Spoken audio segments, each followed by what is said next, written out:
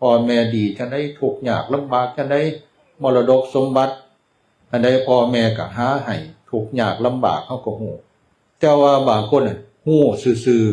ๆฮู้แล้วก็ยังบ่ฮู้จักบุญคุณบ่ฮู้จักตอบแทนใหญ่จนโมโหสิใหญ่จังได๋ล่ะก็ยังเฮ็ดให้พ่อแม่ลำบากยังเฮ็ดให้พ่อแม่เสียอกเสียใจมีขามีมือ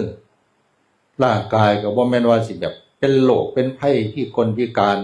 แต่ว่าบ่ฮู้จักเฮ็ดงานเฮ็ดการบ่ฮู้จักเบิ่งแย่งพ่อแม่บางคนก็ทางเฮาทั้งหลายนี่ก็ฮู้จักหมด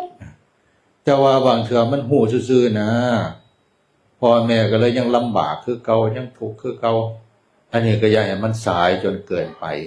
ผู้ใดยังมีพ่อมีแม่อยู่ก็เบิ่งแย่งดูแลเพิ่นบ่ได้อิหยังหลายดอกเราก็แค่กินมื้อละเทื่อ2เทื่อกินก็บ่หลายซำดอกบ่ได้ไปหาแนวยากให้กินซ้ำผู้เฒ่าบางเทื่อกินข้าวกับบักแตงโมกินข้าวกับกล้วยจังซี่กินข้าวกับแจ่วจังซี่อย่ารอแต่ว่าให้เพิ่นตายจังมาให้แตงพอเข้าไปไว้หน้าโลงให้เอิ้นพ่อเอิ้นแม่บางคนพ่อแม่ตายแล้ว